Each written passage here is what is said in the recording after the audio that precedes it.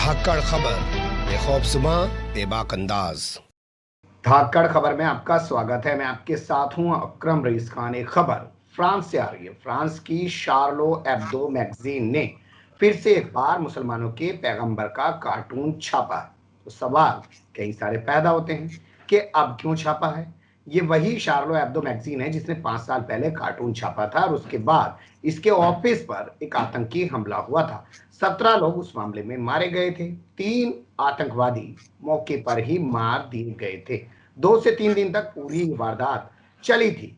अब उस मामले में 5 साल बाद कोर्ट के अंदर सुनवाई शुरू होने जा रही है। तो क्या सुनवाई से पहले इसने कार्टून छापकर एक बार फिर इस मामले को गरमाने की या हवा देने की कोशिश की है, या फिर से ये मैगजीन चाहती है कि कोई अटैक हो और पूरी दुनिया में चर्चा का विषय बने। सरकार भी कह रही है कि ये अभिव्यक्ति की आजादी है और हम मीडिया को नहीं रोक सकते हैं। तो क्या सरकार भी इसके जरिए कुछ अपने हित साध रही है, या उसी के इशारे पर शार्लो एब्दो मैगजीन ने ये कार्टून छापा है? बहुत सारे सवाल लगातार पैदा हो रहे हैं, क्योंकि ऐसा नहीं है कि ये फ्रांस में ही घट रहा है। फ्रांस के अगल बगल और बहुत सारे मुल्कों में भी बहुत सारी चीजें ऐसी घट रही हैं। आजकल मुसलमानों के पैगंबर और मजहब इस्लाम को लेकर तरह तरह की वहां पर चीजें रोजाना सामने आ रही। तो क्या कहलाता है ये सब कुछ, इसी पर करेंगे गौर। हमारे साथ स्काइप के जरिए जुड़ रहे हैं जी सलाम के पूर्व एडिटर और वर्तमान समय में न्यूज नेक्स्ट नेटवर्क चला रहे यानी कि उसके एडिटर शहाबुद्दीन याकूब साहब। आप जानते हैं धाकड़ खबर पर वो आए दिन साथ जुड़ते रहते हैं, लेकिन मैं भी ऑफिस की शिफ्टिंग में लगा हुआ था, जिस कारण बहुत सारे मुद्दों पे उनसे बात नहीं हो पाई है। इंटरनेशनली बहुत अच्छी पकड़ वो अपनी रखते हैं। तो पहला सवाल मेरा ये कि शार्लो एब्दो मैगजीन को किसने रोका था सर? 5 साल पहले उसने कार्टून छापा, उसके बाद किसने रोका था जो आज वो 5 साल बाद छाप रही है, और वो भी तब जबकि मामले की सुनवाई शुरू होने जा रही है?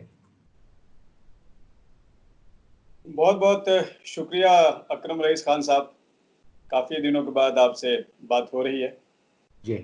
देखिए, असल में इस वक्त जो आपने जैसा इस मैगज़ीन का आपने जिक्र किया, और इस वक्त जो 2014 में जो वाक़या पेश आया था, उसका इस वक्त उसका ट्रायल शुरू हो रहा है और उस पर बातें हो रही हैं, और उसको एक बहाना बनाकर मैगज़ीन का ये कहना है कि इतने इस बीच में हमने इसलिए नहीं छापा कि कोई वजह नहीं थी छापने की। हालांकि वो ये दावा कर रहे हैं कि उनके पास बहुत से लोगों का कॉल आया, मेल आया, और उन्होंने कहा कि आप छापें इस तरह की चीज़ें, लेकिन उन्होंने कहा कि हमें कोई वजह नहीं मिल रही थी। लेकिन अब यह है कि मुकदमा शुरू हो रहा है, तो हम इसको छापना मुनासिब समझ रहे हैं ताकि लोगों को ये बताया जा सके कि ये मामला था।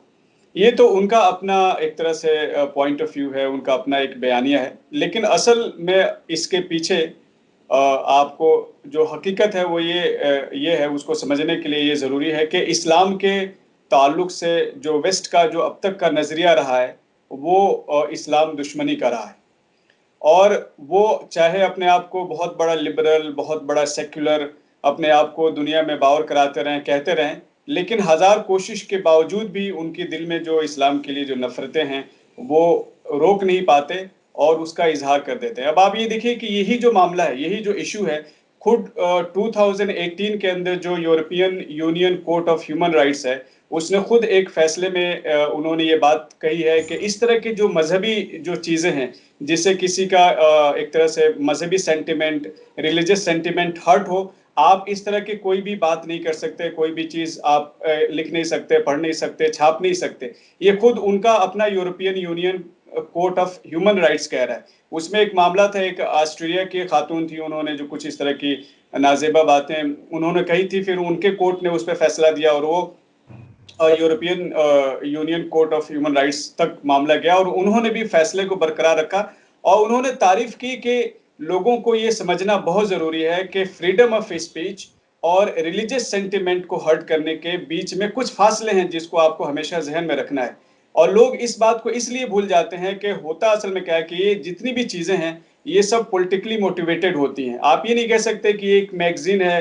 अब आप ये देखिए कि फ्रांस इस वक्त, फ्रांस के जो प्रेसिडेंट हैं एमेनुअल मैक्रोन, मैक्रोन जी, हाँ, उन्होंने ये कहकर कि भाई हम तो इसलिए नहीं रोक सकते कि ये फ्रीडम ऑफ स्पीच का मामला है, फ्रीडम ऑफ एक्सप्रेशन का मामला है, लेकिन खुद उन्हीं की अपनी यूरोपियन जो कोर्ट है, जो मैंने अभी नाम जिनका लिया मैंने, फॉर ह्यूमन राइट्स, उन्होंने खुद ये कहा कि भाई ये गलत है, आप ऐसा नहीं कर सकते, इससे दूसरों का सेंटिमेंट, रिलीजियस सेंटिमेंट हर्ट होता है।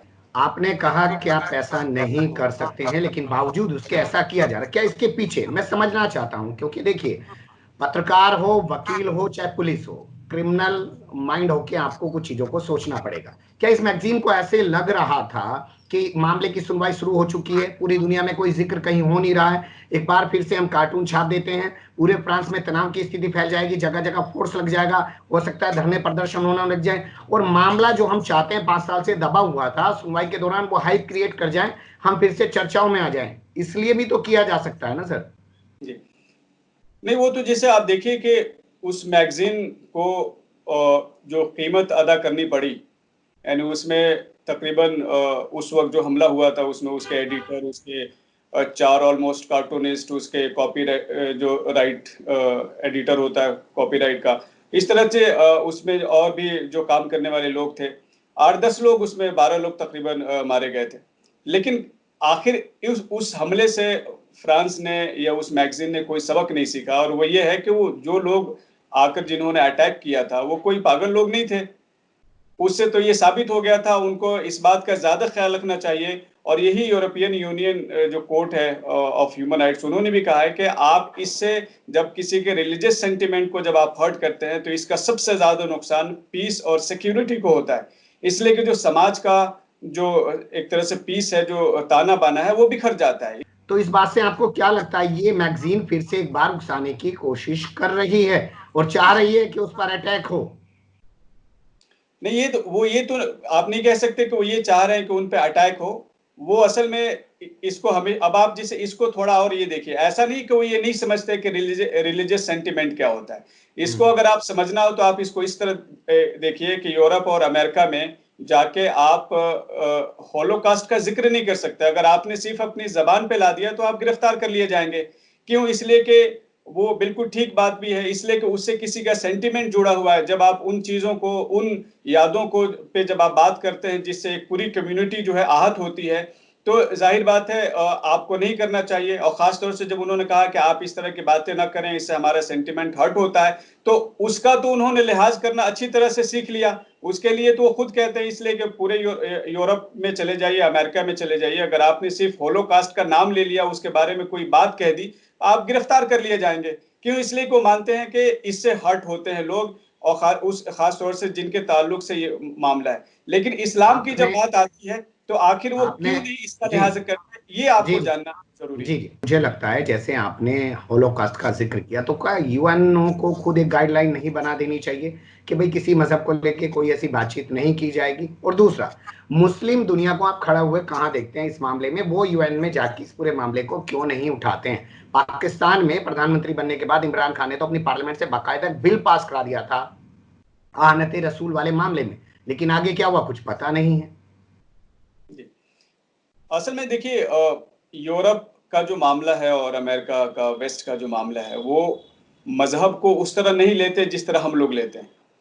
अच्छा, उसके अलावा उनकी जो तरबियत की गई है, उनको जिस तरह मजहब समझाया गया है, उसमें कोई स्पिरिचुअलिज्म नहीं है। अब इसको थोड़ा मुझे वक्त दीजिएगा, मैं इसको आपको एक्सप्लेन करता हूँ। वो ये है कि असल में देखिए हुआ क्या कि आप ये देखिए कि दुनिया में एक जो हमारा जो ईस्ट है, एक तरह से जो एशिया है जिसको आप कह लीजिए, यहीं पे सारे मज़ाहिब पैदा हुए।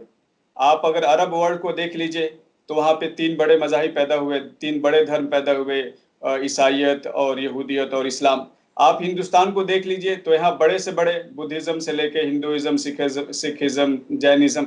तो एशिया जो है, यहाँ के जो लोग हैं वो रिलीजियस सेंटिमेंट को अच्छी तरह समझते हैं। वहाँ जो है मजहब जो है वो एक्सपोर्ट होकर वहां पे गया। वहां लोग कभी मजहब को, उन्होंने आज भी मजहबी जो सेंटिमेंट है उसको अच्छी तरह नहीं समझते। इंग्लैंड से लेके पूरे एक तरह से क्रिश्चियन वर्ल्ड में आप देखिए कि उनके जो खुद अपने प्रॉफिट हैं ईसा अलैहिस्सलाम, उनका खुद वो मजाक बना देते हैं, उनका कार्टून छाप देते हैं उनको। तो वो असल में वहाँ जो रिलीजियस लाइफ है वो उस तरह नहीं है जिस तरह हमारे यहाँ। तो वो रिलीजन जो है वो एक बस एक समझिए कि एक कनेक्टिंग एक पॉइंट है उनके लिए। यही वजह है कि आज आप देखिए कि उनके चर्च खाली हैं, रिलीजन की कोई बात उनके यहाँ नहीं होती है। जबकि वही यूरोप में भी अगर आप ईस्टर्न यूरोप ले लीजिए, जिसमें आप रशिया है और बाकी आर्मेनिया है और इस तरह से दूसरे जो हैं, यहाँ पे रिलीजन को लेकर एक ज्यादा सेंटिमेंट है। इसलिए आप कभी इस पार्ट ऑफ यूरोप में आप कभी नहीं देखेंगे कि वो इस तरह की बातें करते हैं। लेकिन वेस्ट जो है वो सिर्फ क्या है, पॉलिटिक्स करना जानता है। रिलीजन उनके लिए समझिए एक खिलौना है, वो ये जानते ही नहीं, और इसलिए वो रिलीजन को भी अपने अल्टेरियर मोटिव्स के लिए, अपने जाति पर्सनल इंटरेस्ट के लिए, अपनी गवर्नमेंट के लिए वो यूज करते हैं। अब इस वक्त मसला क्या है? इस वक्त मसला यह है कि आप कोरोना की वजह से इन मुल्कों में जो एक तरह से आप देखिए, इसराइल को देखिए, इसराइल जैसे मुल्क में आपने कभी नहीं सुना होगा कि वहां लोग अपनी गवर्नमेंट के खिलाफ इस तरह सड़कों पे आ जाएं और इतना लंबा धरना प्रदर्शन चले और अपनी हुकूमत के खिलाफ, अपनी सरकार के खिलाफ इतने दिनों तक वो सड़कों पे आ जाए। तो इस वक्त फ्रांस में जो है वो सेकेंड वेव ऑफ कोरोना आ गया है, यानी कोरोना का सेकेंड वेव जो है वो फ्रांस में आ गया है। और फ्रांस भी जो है अपने जो उनके इंटरनल जो बहुत सारे इश्यूज हैं उसको टैकल करने में वो नाकाम रहे हैं। अब जब इस तरह की सिचुएशन बन जाती है और जब हुकूमत को ये लगता है कि अब सारे सवालात हमारी तरफ आने वाले हैं, तो वो क्या करते हैं कि इस तरह के किसी सेंटिमेंट को हवा दे देते हैं। तो इस वक्त यूरोप का बड़ा मसला ये है, आप इटली से लेके, आप जर्मनी से लेके, आप फ्रांस से लेके, इन तमाम मुल्कों का हाल ये है कि इस वक्त इन्होंने अपने जो आवाम के जो इश्यूज थे और या उनका जो एक्सपेक्टेशन था उससे बहुत दूर कहीं चले गए। अब उनके आवाम में वो यहाँ की तरह लोग नहीं है कि लोग बैठे रहे घरों में और बर्दाश्त करते रहे, वो तो फौरन सड़कों पे आ जाते हैं। आपका कहना यह है कि जो भी कुछ घट रहा है वो राजनीतिक तौर पर घटवाया जा रहा है और उसके पीछे खड़े होकर सरकारें अपने आप को बचाने की कोशिश कर रही हैं। लेकिन मैं थोड़ा सा और आगे बढ़ना चाहता हूं और मुस्लिम दुनिया पे मैंने सवाल उठाया था उसी पे रहना चाहता हूं। लगता है मुस्लिम दुनिया आनत रसूल के मामले में यूएन से कुछ कराना चाहती है, क्योंकि अभी हाल फिलहाल में हमने देखा यूएई तो इसराइल के साथ चला गया और जी मुस्लिम दुनिया खामोश है इस पूरे मुद्दे पे, शार्लो एब्दी वाले मुद्दे पे। जी, असल में देखिए मुस्लिम दुनिया में इस वक्त कोई लीडरशिप नहीं है, और जब लीडरशिप नहीं होती है तो आपके इश्यूज को कौन उठाएगा? आप हमेशा एक दूसरे की तरफ देखते हैं। और मुस्लिम दुनिया जो है खुद जो आप कह लीजिए कि जो रिलीजन है उससे कहीं ना कहीं ये दूर हो चुके हैं। इनके लिए भी रिलीजन जो है एक रिचुअल हो चुका है। और आप उसकी बहुत वाज़ेह मिसाल ये देखते हैं कि वहाँ की जो आवाम है वो बिल्कुल अलग तरह से सोचती है, उनके जो हुक्मरान हैं वो बिल्कुल अलग तरह से सोचते हैं। इनको असल में जो काम करना चाहिए था वो ये था कि वेस्ट के साथ डायलॉग करके उनको ये समझाने की कोशिश करना चाहिए था कि हमारा जो एक तरह से सेंटिमेंट है रिलीजन को लेकर, या हम जिस तरह से रिलीजन को ईस्ट के लोग जिस तरह ट्रीट करते हैं वो ऐसा है, और आप जब इस तरह की चीज़ें करते हैं तो आप हमें तकलीफ देते हैं। तो ये जो एक कम्युनिकेशन गैप जो उनके अवाम के साथ है वो हो गया। और अब इसमें जो सबसे अहम चीज़ है वो ये है कि देखिए, आप को सिर्फ ये चीज़ आपके आपके मैं सामने रखूं कि सेकेंड वर्ल्ड वार के बाद first world war, second world war में तकरीबन 6-7 करोड़ लोग जो है मारे गए थे। उसके बाद उनका समाज जो है वो इंतहाई बिखराव का शिकार हो गया था, और लोग वहाँ पे स्ट्रेस में आ गए थे। लोग वहाँ इमोशनली, फाइनेंशियली हर तरह के क्राइसिस के शिकार थे, और उनको एक तरह से इंटरनल पीस चाहिए थी। उस वक्त क्या है कि वो लोग जो है ना, उन्होंने उस वक्त एक वक्त था कि जब वो मजहब की तरफ वो पलटे कि हो सकता है हमें यहाँ पे हमारे मसाइल का हल मिले, हमें सोल्यूशन मिले, हमें पीस मिले, हमें इससे निजात मिले। उसके बाद वहां के लोगों ने, यूरोप ने ये देखा कि अगर हमने अपने लोगों को नहीं रोका तो हो सकता है ये इस्लाम की तरफ चले जाएं, इसलिए कि इस वक्त इनको पीस चाहिए, इनको अमन चाहिए। तो आपको यकीन नहीं होगा इस बात का कि सेकेंड वर्ल्ड वॉर से लेके अब तक इस्लाम के खिलाफ यूरोप के अंदर 60,000 से ज्यादा किताबें लिखी गई, और पूरा एक जो है ओरिएंटलिज्म, जिसको ओरिएंटलिस्ट जो राइटर्स हैं उन्होंने इस्लाम के खिलाफ इतनी किताबें लिखी, और ये सब आप समझिए कि सरकारी सरपरस्ती में लिखी गई। जो उनके चर्च हैं, उनके जो कलीसा हैं, उनकी सरपरस्ती में लिखी गई। क्यों? इसलिए कि उनको सबसे ज्यादा हमेशा आज भी इस बात का डर लगा रहता है कि अगर हमने अपनी आवाम को यूं ही छोड़ दिया, उनके दिल में अगर हमने इस्लाम के खिलाफ नफरत पैदा नहीं की, हमने उनको इस्लाम से रोकने के लिए इस तरह की चीजें हमने नहीं गढ़ी, तो ये हमारे लोग हो सकता है कि ये इस्लाम ठीक की है, तरफ चले जाएं। ठीक है। आप कह तो रहे ये हैं कि वो जरूरी हो कि सकता वो है। कि वो सेकेंड वर्ल्ड वार के बाद से ही 60,000 किताबें लिखकर अपनी अवाम को इस्लाम के प्रति गुस्से में लाने, नफरत फैलाने में लगे हुए हैं, ताकि वो इस्लाम की तरफ ना चले जाए। लेकिन लगातार फिर भी वो लोग जा रहे हैं। मैं आखिर की तरफ चलता हूं और इसको थोड़ा और बड़ा करना चाहता हूं, फ्रांस से बाहर निकल के चलता हूं। डेनमार्क और कई सारे मुल्कों के अंदर से भी खबरें इसी तरीके की आ रही हैं। क्या मैं इसको ऐसे समझ सकता हूं, आपसे समझना चाहता हूं, मेरी अपनी सोच के साथ सवाल मैं पूछ रहा हूं, कि टर्की जिस तरीके से 100 साल पूरे होने के बाद अपने आप को बढ़ाने की कोशिश कर रहा है, रजब तैयब एर्दोगान जिस तरीके से अपने आप को उभारने की कोशिश कर रहे हैं, क्या उसके चलते बेचैनी देखी जा रही है और मजहब इस्लाम और उनके पैगंबर को लेकर जो है ज्यादा अटैक किया जा रहा है? मे बी ये एक रीजन हो सकता है। आप इसको बिल्कुल दावा तो नहीं कर सकते, लेकिन ये आप इस बात का इनकार नहीं कर सकते कि इस वक्त जिन मुल्कों को तुर्की के साथ बहुत ज़्यादा इश्यूज हैं, या तुर्की जिस तरह से आगे आ रहा है और ख़ासतौर से वो मुस्लिम वर्ल्ड की जिस तरह लीडरशिप लेने की कोशिश कर रहा है, उससे बहुत सारे यूरोपियन कंट्रीज़ को बहुत ज़्यादा इशू है। जैसे मिसाल के तौर पे आप ले लीजिए कि मामला तुर्की और ग्रीस का है, लेकिन उसमें फ्रांस जो है खामखा कूद पड़ा है, यानी कि ग्रीस के साथ जो है वो फ्रांस खड़ा हो गया है। तो अब इससे आप कहीं ना कहीं लगता है कि सारी चीजें एक दूसरे से लिंक्ड हैं। यानी आप ये देखिएगा, अगर फ्रांस ग्रीस के साथ मिलकर अगर तुर्की के साथ अगर कोई जंग करना चाहता है, तो उसके लिए जरूरी है कि वो अपने आवाम को पहले तुर्की के खिलाफ या इस्लाम के खिलाफ या मुसलमानों के खिलाफ कहीं ना कहीं खड़ा करे और उनको ये बताए कि ये आपके लिए खतरा है।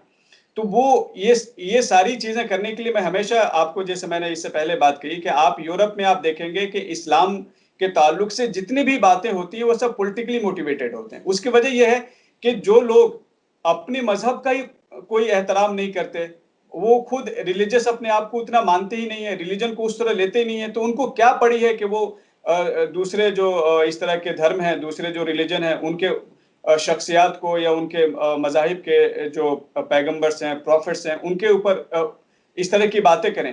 एक चीज ये बताइए, अगर मान लीजिए कुछ लोग ऐसे कार्टून बना ही देते हैं, कुछ लोग फेसबुक पे कुछ लिख ही देते हैं, तो इससे इतना गुस्से में आ जाना कि जाके उनके ऑफिस में हमला कर देना, इस सब की क्या जरूरत है? नहीं, असल में आप इसको थोड़ा उलट करके देखिए, और उलट कर इस तरह देखिए कि इस दुनिया में इस वक्त 1.7 और ऑलमोस्ट 1.8 आप कह सकते हैं बिलियन मुस्लिम्स हैं। इतनी बड़ी आबादी कोई 10 लोगों की तो आबादी नहीं है, बिलियंस क्या बोलता है तादाद में है। इसमें पढ़े लिखे हैं, बुद्धिजीवी हैं, रिलीजियस हैं, स्पिरिचुअल हैं, हर तरह के लोग हैं। जब इस तरह की जब आप कोई बात कहते हैं, तो इसमें से कोई 4 आदमी हर्ट नहीं होता, बल्कि सब के सब हर्ट होते हैं, और ये बार बार होता है। अब जो लोग ये करने वाले हैं वो 5 लोग हैं, 10 लोग हैं, कहीं कहीं 2 लोग हैं, कोई 3 लोग हैं, कहीं एक आदमी है। अब ये है कि उस शख्स की ऐसी क्या मजबूरी है कि वो बार बार इन चीजों को करता है, जबकि ये जानता है कि मेरे एक एक्ट से बिलियंस लोग जो है वो हर्ट होंगे, इससे समाज की सिक्योरिटी, पीस खतरे में पड़ेगा, हमारे मुल्कों के जो आपस में ताल्लुकात हैं उस पर प्रभाव पड़ेगा। तो मसला ये नहीं है कि हमने आपको गाली दी तो आप ये कहें भाई आपको बुरा क्यों लगता है। मसला ये है कि भाई आपको गाली देने की जरूरत क्यों पड़ी, आपको मुझे बुरा भला कहने की जरूरत क्यों पड़ी। एक बार गलती से आप कह सकते हैं, आप कह सकते हैं भाई हमें नहीं मालूम था कि हमारे ऐसा कहने से आप हर्ट हो सकते हैं, आई एम सॉरी, आपको आप हर्ट हुए। लेकिन आप अगर बार बार जब ये कहेंगे और बार बार इसलिए करेंगे कि आपका मकसद ही हर्ट है, तो ये कानून की नजर में भी ये जुर्म है, और इंसानियत के दरवाजे पे भी ये बहुत बड़ा जो है ये जुर्म है। और पूरे दुनिया के लोग इस बात को मानते हैं कि आप किसी के सेंटिमेंट को अपने फ्रीडम ऑफ एक्सप्रेशन कह के हर्ट नहीं कर सकते।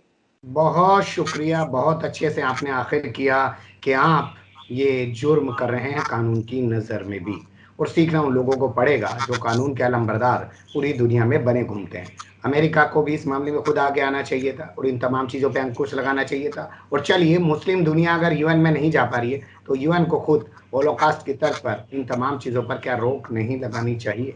बने रहेगा धाकड़ खबर के साथ, क्योंकि सिलसिला रुकने वाला है नहीं।